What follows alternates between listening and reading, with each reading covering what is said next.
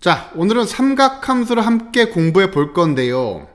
첫 번째 배워볼 제목은 일반각과 호도법입니다. 우선 일반각. 자, 그림과 함께 볼게요. X축처럼 생긴 최초의 수직선을 시초선이라 합니다. 얘가 점점 일어나다가 어느 순간에 멈추면 이 선을 동경이라고 부릅니다. 이때 이 시초선과 동경이 이루는 각에 대한 얘기입니다. 우리가 알고 있는 몇 도 이런 것들을 일반각이라 하고요. 대수에서는 360도 곱하기 n 플러스 알파도라고 표현합니다. n은 정수고요. 이 360도 곱하기 n이 도대체 뭐냐 이거지. 360도는 한 바퀴 삥 돌아서 제자리로 오는 거잖아요. 그럼 그게 두 바퀴든 세 바퀴든 돌고 나면 제자리라는 뜻이니까 얼마든지 돌아라. 대신 알파만큼은 더 가야 된다. 뭐 이런 뜻입니다. 예를 들어 봅시다. 다음 일반각을 360도 곱하기 n 플러스 알파도 꼴로 나타내어라. 1번 630도는 360도를 우선 몇 바퀴 돌아야 할까요? 한 번. 왜? 두 번 돌면 720도니까 넘치잖아요. 백은 안 돼. 그리고 앞으로 270도를 더 가면 된다. 자, 요 270도만 취하면 됩니다. 따라서 360도 곱하기 n 플러스 270도다 이렇게 써주면 됩니다. 그럼 마이너스 855도는 360도라는 게 시계 방향으로 돌아도 제자리고 반시계 방향으로 돌아도 제자리란 말입니다. 근데 우리가 일반적으로 각도를 나타내는 거는 반시계 방향으로 점점 일어나면서 생기는 각도를 우리가 일반각으로 표현하잖아요. 그러면은 시계 방향으로 돌았을 때 생기는 각도는 음수로 표현하면 된다는 거죠. 자, 그러면은 마이너스 850도, 855도 도달하려면 시계 방향으로 얼마나 돌아야 할까? 이게 질문이죠. 첫 번째. 360도 곱하기 음수가 될 건데 마이너스 2가 되고 그럼 마이너스 720도죠. 여기서 135도를 거꾸로 가면 된다. 이렇게 표현하면 될까요? 안 된다는 거지. 왜? 저 알파는 반드시 양수여야 됩니다. 그래서 마이너스로 세 바퀴를 돌고 반대 방향으로 225도를 돌면은 저 마이너스 855도가 나타내는 각도가 표시된다는 얘기지. 여기서 225도만 쏙 빼갖고 360도 곱하기 n 플러스 225도라고 표현해주면 됩니다. 이번에는 호도법이라는 것을 보겠습니다. 일반각보다는 아무래도 생소하죠. 반지름이 r인 원이 있습니다. 호의 길이가 반지름과 같은 r일 때 이때 시초선과 동경이 이루는 각도 요게 1라디안입니다. 1라디안이란 반지름이 r인 원에서 호의 길이가 r일 때의 중심각의 크기를 말합니다. 요 라디안 단위로 각도를 표시하는 방법을 호도법이라고 한다는 거죠. 호의 길이가 반지름과 같을 때 1라디안이죠. 원을 한 바퀴 다 돌고 제자리로 오면 그 호의 길이는 원주의 길이죠. 2파이r. 그리고 한 바퀴 다 돈다는 것은 각도가 360도를 말하는 거겠죠. 이걸로 비례식을 만들면 길이의 비율 r과 2파이r은 각도의 비율 1라디안 대 360도와 같다. 외항, 내항을 정리하면 반지름 r이 약분이 되고요. 숫자도 약분해서 1라디안은 파이분의 180도라고 정의가 됩니다.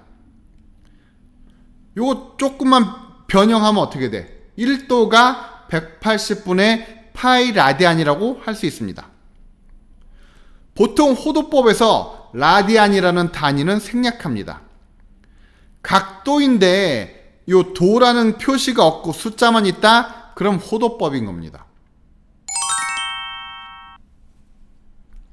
그럼 일반각과 호도법은 무슨 사이일까요? 사귀나?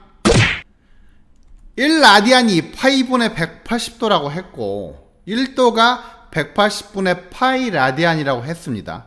라디안이라는 단위 생략한다 그랬죠.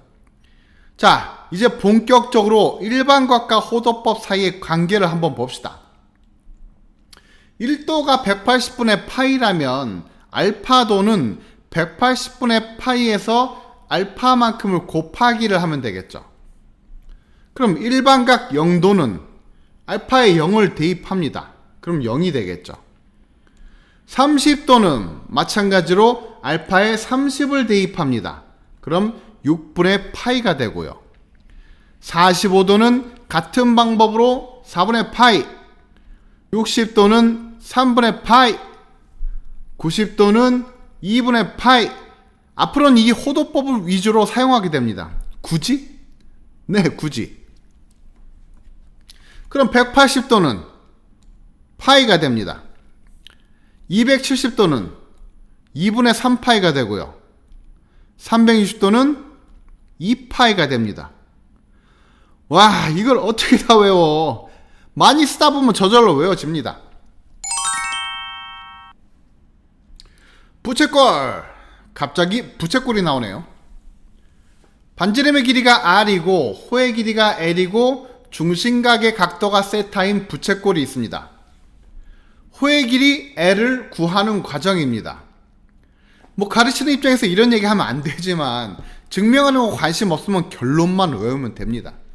솔직히 저도 학교 다닐 때는 증명하는 거 별로 부채꼴을 피자 한 판과 조각 피자로 생각하면 조금 이해에 도움이 됩니다. 조각 피자가 부채꼴일 때 끄트머리 저 클러스터 부분 있잖아. 저 치즈나 뭐 이렇게 고구마 무스 같은 거 채워지는 거.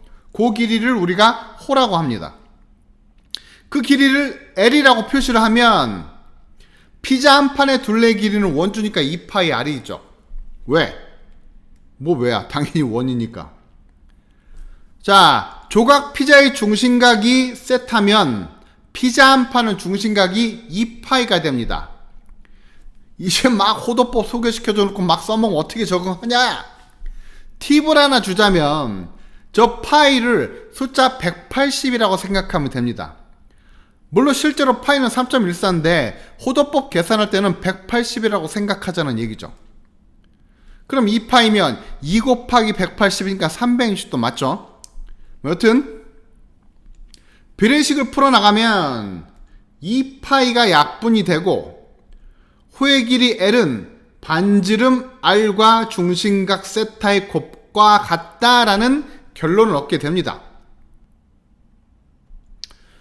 그럼 심플한 예를 하나 보자면 반지름이 4이고 중심각이 4분의 파이인 부채꼴의 호의 길이는 얼마일까요? L은 R세타니까 호의 길이 L은 반지름 4 곱하기 중심각 4분의 파이 하면 됩니다. 호의 길이는 파이고요. 끝이냐고요? 끝입니다. 이래도 되냐고요? 이래도 됩니다. 이번에는 부채꼴의 넓이를 한번 봅시다. 마찬가지예요. 반지름이 R이고 중심각이 세타인 조각 피자의 넓이는 얼마일까요? 이렇게 생각하면 되죠. 조각 피자의 넓이 S와 피자 한 판의 넓이 파이 R 제곱의 비율을 한번 봅시다. 이거 있잖아. 부채꼴은 중심각이 크게 비례한다. 이렇게 한번 보자는 거지. 조각 피자의 중심각이 세타라면 피자 한 판의 중심각은 360도죠. 즉 2파이가 됩니다. 아직은 눈에 잘 안 들어오지? 괜찮아. 하다 보면 익숙해집니다. 비례식을 정리해보고 파이를 약분하면 넓이는 2분의 1 R제곱 세타라는 공식을 얻게 됩니다. 그런데 R제곱을 분리를 할 거야. R 곱하기 R로. 그래서 2분의 1 R 곱하기 R 세타 이렇게 놓고 보면 저 R 세타 어서 많이 보던 건데 그죠? 저 뭐지? 그렇지! 저게 바로 호의 길이인 L이었던 거야. 이거 제가 수업할 때 가끔 써먹는 방법인데 사람들이 잘 안 듣고 있는 것 같으면 저 혼자서 그렇지 잘한다! 이렇게 외치면 좀 쳐다보더라고요. 자, 즉 부채꼴의 넓이는 2분의 1 RL이라고도 할 수 있습니다. 정리하자면 부채꼴의 넓이 S는 2분의 1 R제곱 세타 또는 2분의 1 RL. 간단한 예를 한번 봅시다. 반지름이 4이고 중심각의 크기가 4분의 파이인 부채꼴의 넓이는 공식 두 개가 있죠. 적절한 거 갖다가 쓰면 됩니다. 이 문제에는 R과 세타가 있으니까 2분의 R제곱 세타를 갖다 쓰면 되겠네, 그죠? 숫자를 대입하면 되겠죠? R이 4니까 4의 제곱, 세타는 4분의 파이.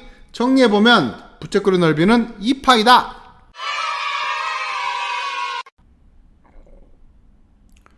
그럼 이제 본격적으로 삼각함수를 같이 살펴볼게요.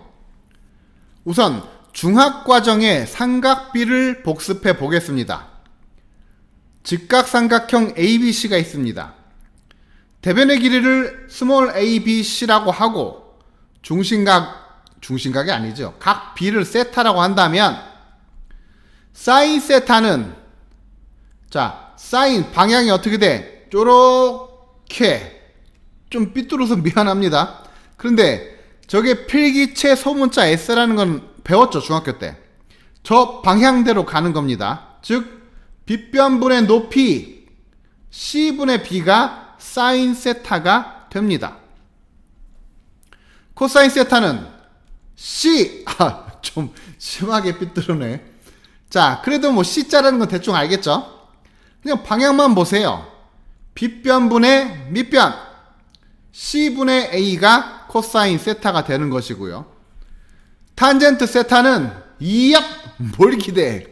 미적 감각이라는 1도 없는 이과 출신이야 내가. 방향만 보라고요. 밑변분의 높이 A분의 B가 탄젠트 세타의 값이 되겠습니다. 그럼 본격적으로 삼각 함수를 보겠습니다. 좌표 평면이 있고요. 중심이 원점이고 반지름이 R인 원을 그려 넣었습니다. 동경을 그리고요. 직선이 원과 만나는 점의 좌표 P를 X, Y라고 합시다.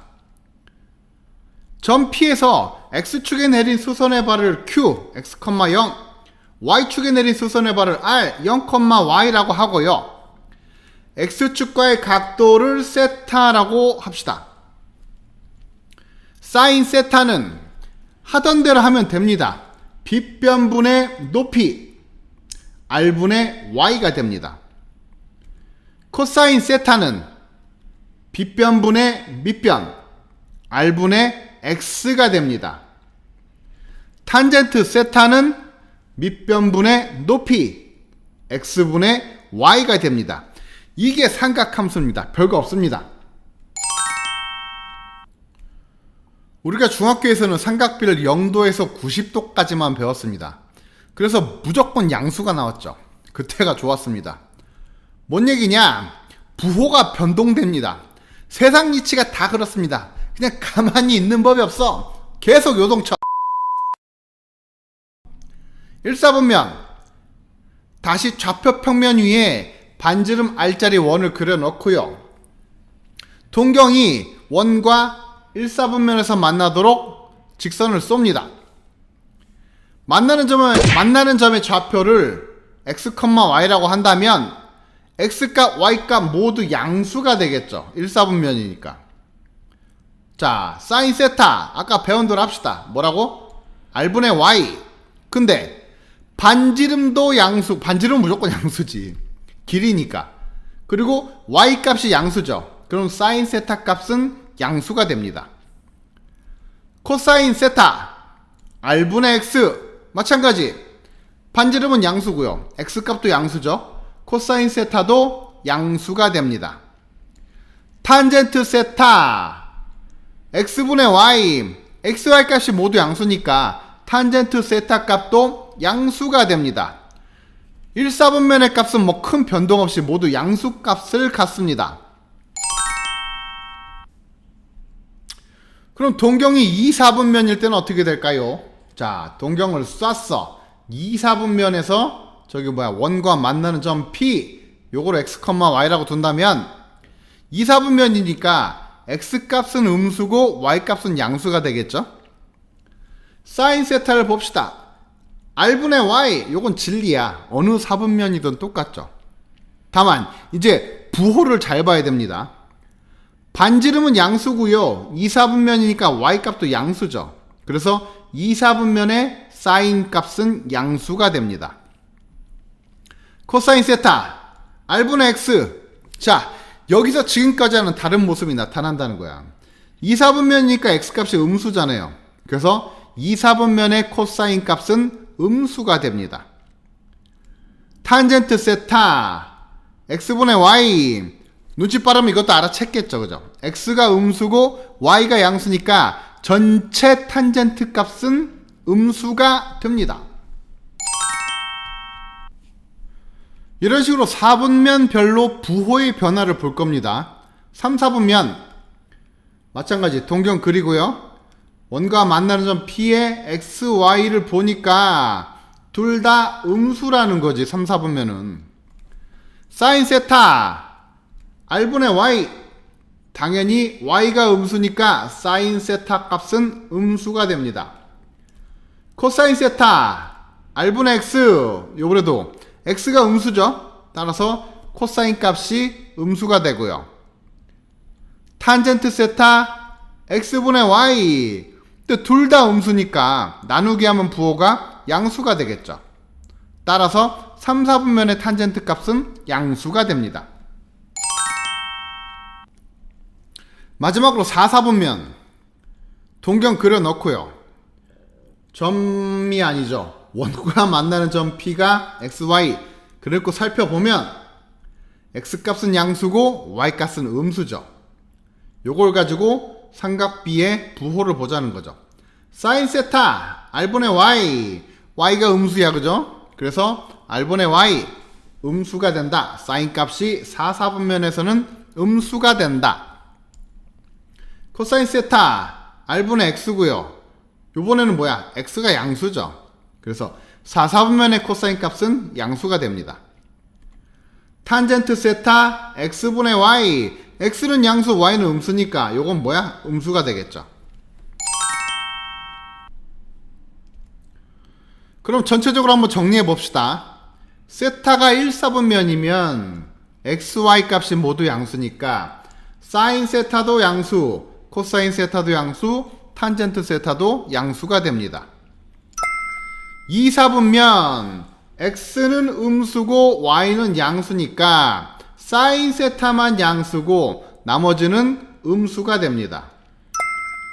3, 4분면은 X, Y가 모두 음수니까 여기서는 탄젠트 세타만 양수고 나머지는 모두 음수입니다. 4, 4분면 X가 양수, Y가 음수. 그럼 여기서는 코사인 세타만 양수고 나머지는 음수가 됩니다. 그게 그거라서 못 외우겠어요. 그래서 준비했습니다. 얼, 싸, 안, 꼬. 1, 4분면 얼, 사인, 코사인, 탄젠트 모두 양수입니다. 2, 4분면 싸, 사인만 양수입니다. 3, 4분면 안, 탄젠트만 양수입니다. 4, 4분면 꼬, 코사인만 양수가 됩니다. 무슨 아이돌 구호 외치는 것 같죠? 얼, 싸, 안, 꼬. 참 쉽자잉? 그럼 마지막으로 삼각함수 사이의 관계를 한번 살펴보겠습니다. 자, 늘 그렇듯이 좌표 평면 위에 반지름 R자리 원을 그리고요. 동경을 표시하는 각도를 세타라고 놓았습니다. 동경이 원과 만나는 점 좌표를 x, y라고 놓으면 사인 세타는 R분의 y죠. 따라서 y를 R 사인 세타라고 말할 수 있겠습니다. 모르겠어? 양변 R 곱한 거라고. 코사인 세타는 R분의 x죠. 여기서 x는 R 코사인 세타를 뽑을 수 있어. 그럼 점 P의 좌표를 x가 R 코사인 세타고 y가 R 사인 세타니까 R 코사인 세타, R 사인 세타라고 놓을 수 있겠죠. 원방이니까 x제곱 플러스 r제곱 자리에서 x의 R 코사인 세타, y에 rsin 세타를 놓으면 식이 이렇게 된단 말이야. 양변의 r제곱 약분해서 없애버리면 뭐가 돼? 사인 제곱 세타랑 코사인 제곱 세타를 더하면 1이라는 관계식을 얻을 수 있습니다. 이거 매우 중요합니다. 반드시 기억하셔야 되고요. 자, 오늘은 삼각함수의 소개, 인사 이런 걸 배웠습니다. 삼각 함수니까 당연히 그래프가 따라옵니다. 졸지 말고 다음 시간에 삼각함수의 그래프를 같이 살펴볼 겁니다. I'll be back.